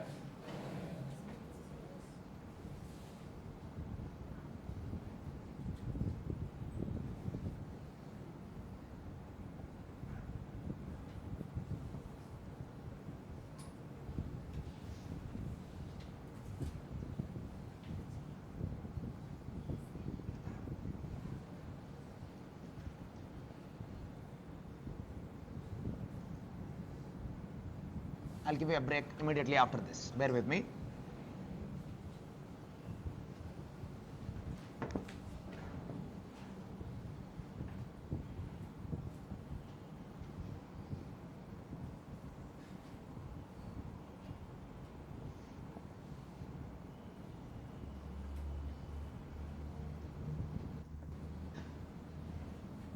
It would really help if you take this down.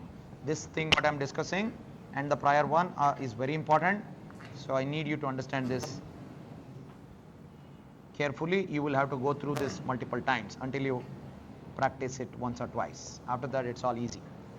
Okay, obviously I want all the SOP output answers. So tell me, S1 dot equals of S2, true or false? True. Has to be true, right? Because dot equals method, what does it compare? Not S1 content with S2 content, but S1 pointed object state with S2 pointed object state. Object states are being compared, A with A, B with B, C with C. Obviously they're equal, so answer is true. What about S1 dot equals S3? Sir. S1 dot equals S3. New string. True. Who? Are you saying true? Just kidding. You are right. True. Obviously, two different objects may be so, but we are comparing not the addresses of the object, state of the object. The states are the same. It has to be true. S3 dot equals S4? True. True. Definitely same. New string of, definitely true. S1 equal to S3? Compile time error. Hey, why compile time error, man? No compile time error. I can do equal to for references or not? Yes. And what am I comparing? I'm comparing the addresses. If the addresses are same, it will return true. If the addresses are different, it will return false. So S1 equal to S3. True or false? Why number of people answering has reduced suddenly? False. False only, no? Okay. S3 equal to S4? False only. S1 equal to S2? False only. Yes or no? S1 equal to S2 is true, not false. Hey, this is what is this, man? Huh? What is this magic? What is this nonsense? ಇವೆಷ್ಟೊತ್ತೆಲ್ಲ ಒಂಥರ ಹೇಳಿ full change ಮಾಡ್ಬಿಟ್ರಲ್ಲ sir, right? That is the impression you get, isn't it? The reason is because we understand S1 contains some address, S2 contains some address. If I am doing S1 equal to S2, I am actually comparing addresses. That means if true has to be resulted in, both S1 and S2 must contain same address. Are you with me? Adhyangapa? Because double quotes ABC means we understood an object is created, is it not? Alright, quick question for you. Tell me, it's a stupid question, but I'll ask you nonetheless. Some of you know it. I have a chocolate in my hand. I want to share it with you.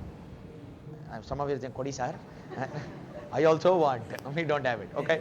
Now, I have a chocolate in my hand. Let's say dairy milk, fruit and nut chocolate that they show in advertisement, where the actors put more chocolate on their face than rather than inside the mouth. You've seen, no? Everywhere they would have put, right? And surprisingly, not only they put everywhere, another person also. And that another person is never the same gender. Always different gender. And that another person is never an old person. Always perfect age. Correct? And they put it, and that person also put it. What? Right?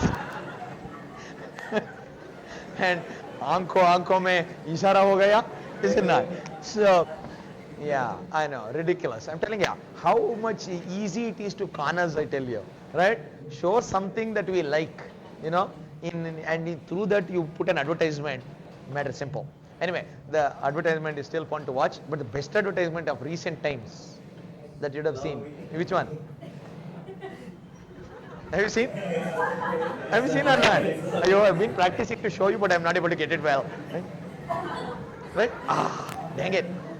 Which one? Which advertisement is that? OLX. OLX pe bech de, isn't it? What an amazing ad, man. I mean, forget about what it is. Right? There is no logic to it. But it's so catchy that forget about when I doing this when I see the ad. Next time when I look at my mom also, I'll be doing it. Right? Yeah. So, if at all during class I do it, stop me, okay?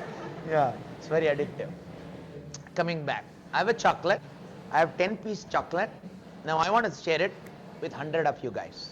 Let's imagine we are 100 and I want to share it with 100 of you guys. Question, how do I share a 10-piece chocolate with 100 of you guys? And imagine. See, right now if I have a 10-piece chocolate and I give it to you, you are all, gentlemen, you see. Beda sir, ನೀವೇ ಇಟ್ಕೊಳ್ಳಿ. Right? ಒಳಗಡೆ ಎಲ್ಲ ಬೇಕು. Right? But you are nice people, so you will not do anything. Imagine for a second that there is no nicety. Anybody can take this chocolate. If this is what I open up now, I take a chocolate and go, yarak ಬೇಕು. Suddenly, all hands and legs will come from different places. Right? Clearly. Will I be able to share it with all of you? Most likely not. Question. What do you think if it is the characteristic of a chocolate? Will I be able to share the 10 pieces with all the 100? Why 100? All the 1,000? Why 1,000? All 1 million people? Without a problem? What kind of a chocolate should it be? Huh? What kind of a chocolate should it be, Janaga? Parka. What? What kind of a chocolate? We want to create as much. Immutable. Immutable object means one object whose dash can't be changed. That means that chocolate is made from aluminum. Now, tell me, I mean, don't hit me, tell me. If I give you an aluminum chocolate or an iron chocolate or a chocolate made from plastic, thin. Now, can you actually break off a piece? Can you actually modify it at all? No, you cannot modify it. And because you cannot modify it, no matter whether one person uses or 1,000 people use it, can it change the state or not? No. It is always difficult to share. Whatever objects? Mutable object. Mutable is one whose state can change. Clearly, if I have a 10-piece chocolate and you can break it into 2 pieces, then there is a problem. I can probably share it with only 10 people giving one piece each. But if I can't break the chocolate at all, then with any number of people I can share it. The better example to give you is that of your dash patre, Akshaya patre, right? A patra where the amount of food which is there in it will never reduce. You dip your hand and you take, stay there, right? This is fantastic, man, isn't it? And you have that bowl now, and you can go around feeding any number of people, because always the food will be top to the brim, isn't it?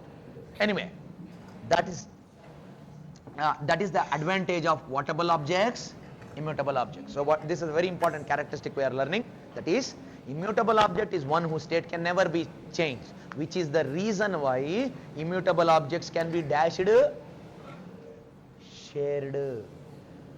What is the characteristic of an immutable object? It can be shared. Now tell me, I say, sun. Are we all sharing the sun or not? Yes. Oh man, only one sun, how you can share? The reason is because sun is immutable. Can you change the sun? Can you say, ಇವತ್ತಿಂದ ಇಷ್ಟು light ಮಾತ್ರ ನನಗೆ ಬೇಕು, right? E part of the sun I will take from now.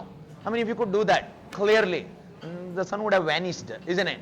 The good thing and good part of the sun is that from our point of view it is immutable. We can't change the state, which is the reason why it is shareable.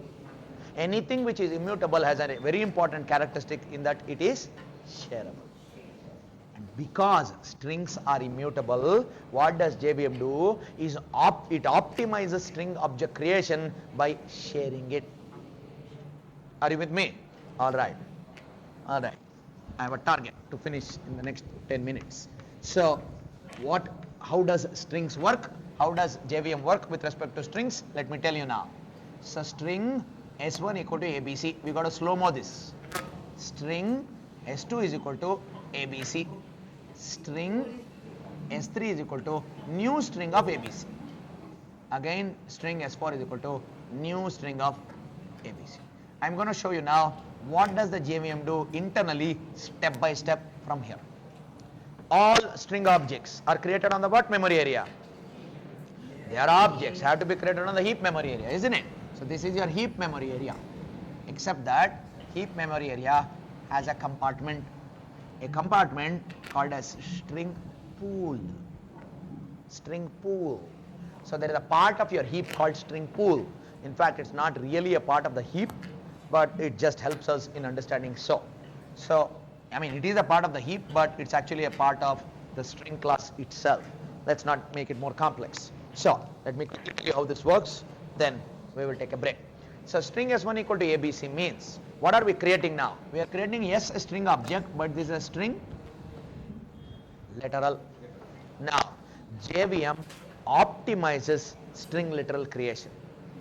JVM optimizes string literal creation. What does that mean? I'll show you. When string S1 equal to ABC is executed by the JVM knows that it has to create a string object, isn't it?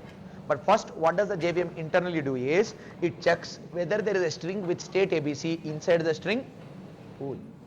String pool is still a part of your heap, but this string pool can only hold what? String literal objects. So is there a string literal object here with state ABC? No. So it creates an object, brand new string object with state ABC, returns the reference. That means who points to this object now? S1. Then JVM encounters second statement, string S2 equal to ABC. Now tell me, what does the JVM do for all string literals? Anything, string literal means what? anything in double quotes. So what does it do? Where does it search first whether ABC is there or not? Is within string pool.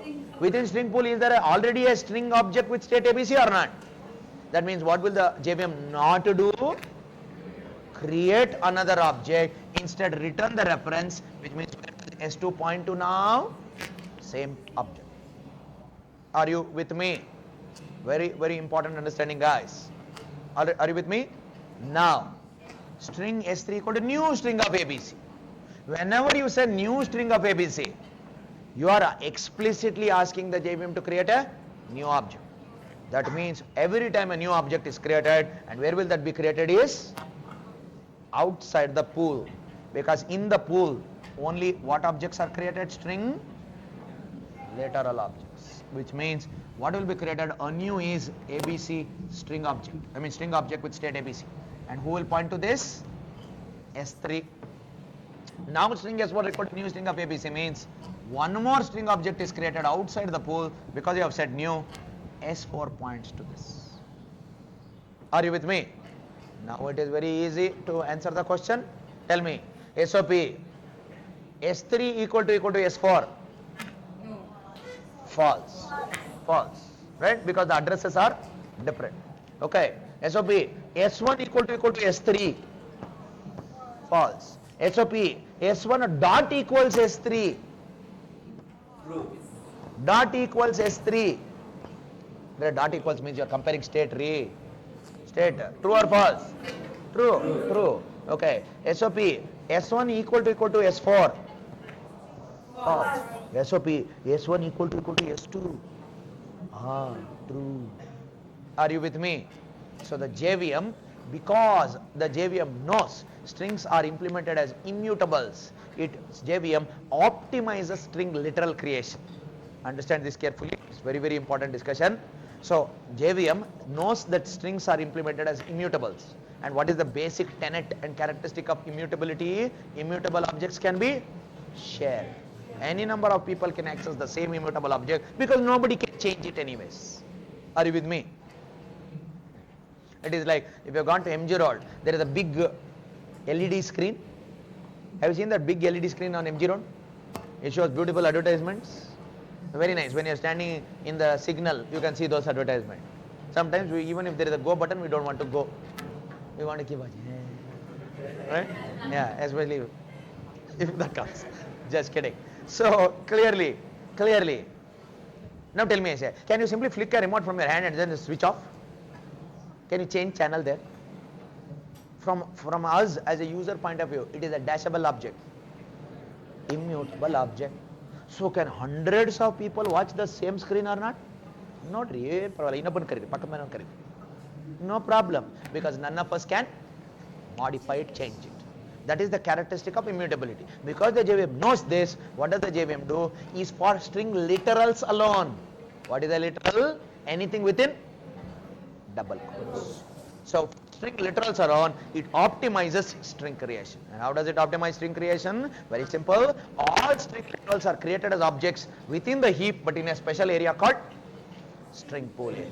How does it work? Whenever the JVM encounters a string literal, first it checks, have I already created an object in the string pool with the same state? If no, then it creates a brand new object. Are you with me? If yes, it returns the same reference. Everybody clear? By the way, I forgot to ask you, S1 dot equals S2. When the one person that you are equal to is who? Me. You only. Correct, no? S1 dot equals of S2 means S1 I am comparing with S2 only. Obviously it has to be true. But S1 equal to S2 will also return true. Just for the sake of clarity. Now tell me, SOP S1 equal to S5. True or false? True. Absolutely true. Why ABC again? The JVM will check, is there an ABC? Yes, there is an ABC. So SY will point to the same object. Are you with me? Now it is very simple. S1 equal to SY. Of course, both of them have the same address. Pointing to same object means they have the same address. Equal to will return. Everybody clear? This is very, very important. Please ask me doubts, whatever you have. So SOP of S1 equals ABC. Yeah. So good question again. SOP of S1 equal to ABC. False. The question for you. True or false? True. False. Not what happens. Not what happens. Double quotes ABC means it is a string literal. If it is a string literal, what does the JVM do? It will not just directly create it as an object. First it will check in string pool. Is there an object with state ABC or not? Yes. That reference is returned. That reference is returned. So that reference compared with S1 reference, are they the same reference or not? True. True. Not false. Are you with me? Everybody? Are you sure? Shall I test you? Yes. Okay. Huh?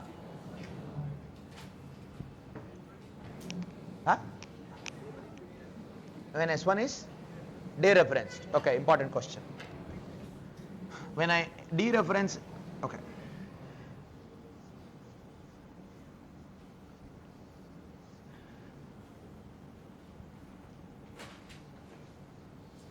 Bear with me. I'll give you the break after. I know I've been telling this after many times. But this is very important. I don't want to cut it in between.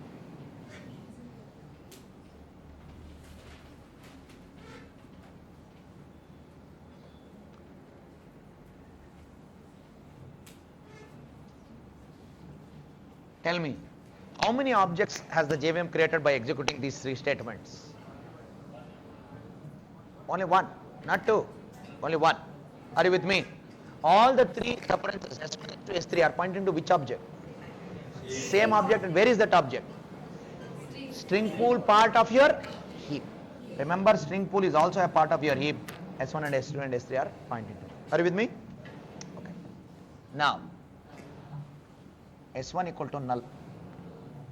Alright? SOP S2. What is printed out?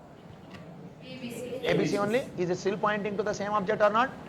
When you do S1 equal to null, only S1 has been removed. Are you with me? Okay.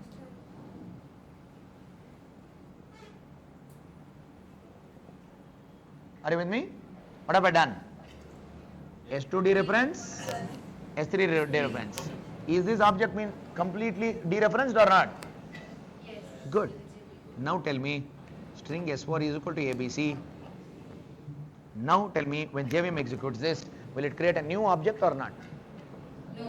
Huh? No. Indian law, sorry. No. No. What is this? Yes, no, yes, no, yes, no. It has become like our Indian politics. Just kidding. So, please note, S1 is null, S2 is null, S3 is null. That means all the three references have been cut off. Now tell me, string S4 equal to ABC. Will the JVM create a new string object in the pool, or it will reuse the old one? Use the old one. Why do you know that? How do you know that? I thought, you don't know. Okay, very good. So, please note, if you dereference an object, normally speaking, we consider that object to be garbage? Unreachable. It is not immediately garbage collected. If you say garbage collectible, that's okay. Are you with me? So, if you dereference an object, that object is unreachable, eligible for garbage collection, isn't it? So, what is the question that should come? If I dereference a string literal, is it eligible for garbage collection? The answer to this is an emphatic no. That is why now you can answer. String S4 equal to ABC. Would this object be garbage collected? No, that fellow is still there. Which is why S4 is going to be made to point to the same object. Are you with me? So, when strings are created as literals, they are created in the pool as objects only if one is not already present. And if you dereference them, the JVM will still hold on to those objects. The JVM will still hold the references to the string pool objects unless until required. So, which is the reason why if I create one more string with the same state, the same created object will be reused. And by the way, you should have already spotted this. What is the big benefit of this approach? Reusability, fine, but what is the big benefit of this approach? Saving time, saving space. Every time it need not have to create more objects, isn't it? Every time it is reusing the same object, isn't it? So, less space, more time conservation. is what is happening. That is the benefit of this. Which means if I have a for loop, int I is equal to 0, I plus plus, I less than 1000, I plus plus. If I have a string s is equal to abc. Now tell me, this is my there in my for loop. Tell me how many objects have been created? Only one. Only one. If I had string s is equal to new string of abc, 1000 objects are created. 1000 objects are occupying space, isn't it? Maybe 999.9 of them are unreachable. But that garbage has to be cleaned up, no? It occupies space, it takes time to clean them away. But whereas if you had created them as literals, clearly only one object was created, you get reusability and definitely much more useful than the latter. Which is the reason why, how do you create objects in Java? If you know a literal, if you know the value of the string, you should always create it as a literal. Never use new.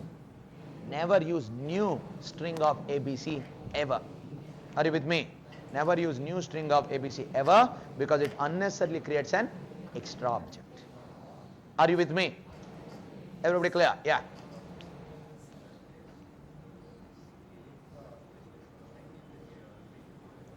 Yeah.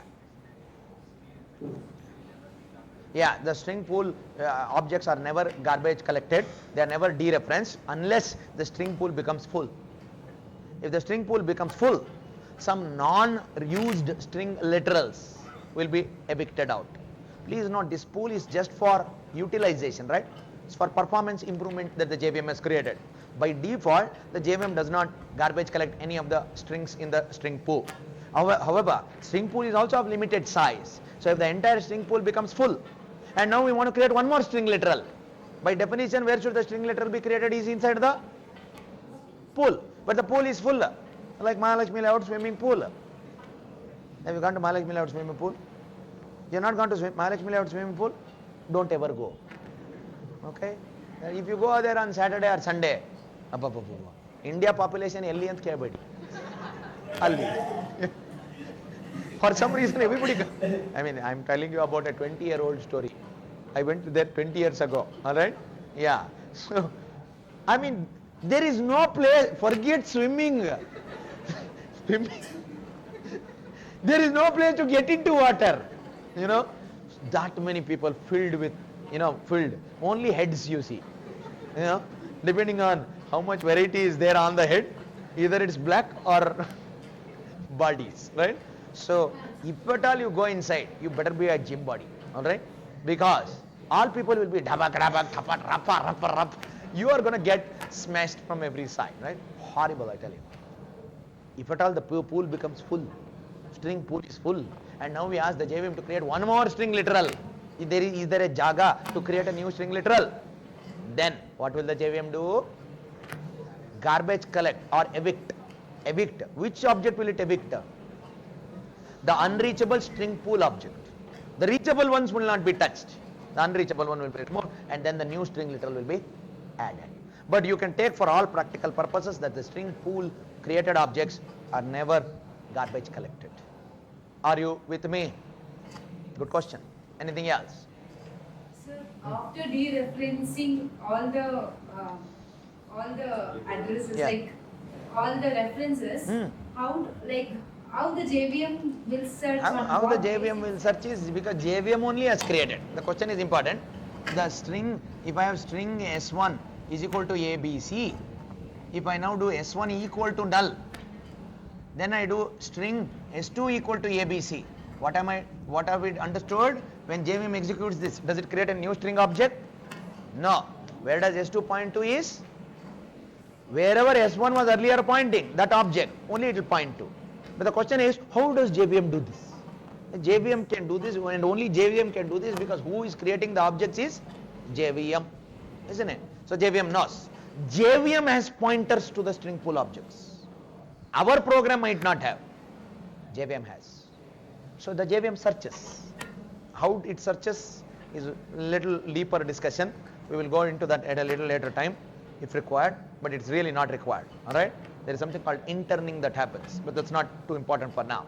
Basically, take it from me that in the pool it searches whether there is already a string with state ABC. There is one. So the JVM will reuse it and not create a new object. Are you with me? Everybody clear? Any question at all? So we have learned two levels of discussion. The first thing we have understood today is that strings are immutable objects. And every string manipulation method that you call creates a brand new object. It doesn't change the state of that same object. That means you need to hold the reference of the brand new changed object. Otherwise, you lose that data modification. Second learning we have importantly understood is because strings are implemented as immutables, string literals are optimized by the JVM. How does the JVM optimize the string literals? By ensuring that all the literals which we create in our Java program, literals means what? Anything inside double quotes. Where are they first going to be searched whether it is already created? In the string pool. If it's already been created, it will reuse that reference rather than creating a brand new object. How is that possible? How can this be done? This can be done because if I now have string S1 equal to ABC, string S2 equal to ABC, can I do an S1 dot replace of A with XY or not? Yes. I can. But does it change the state of the object? No. The string modification results in a brand new object. Which means what? Using S1, using S2, I can't change the state, and that is the advantage of your immutability. Immutable objects can be shared, which is why none of the references can be used to modify the object. That is the reason why the JVM optimizes the string creation. Where is it created? Yes. S1 dot replace of XA with XY means, what is the result by the way? It will create a brand new object. Brand new object with state what? XYC. XYBC. XYBC. Where is that XYBC created? Where is it? In the pool or outside the pool? Yeah, Outside. if you know, it is fine. But otherwise you need to ask. Where is it created? Outside the pool. Your answer only. Outside the pool. Are you with me?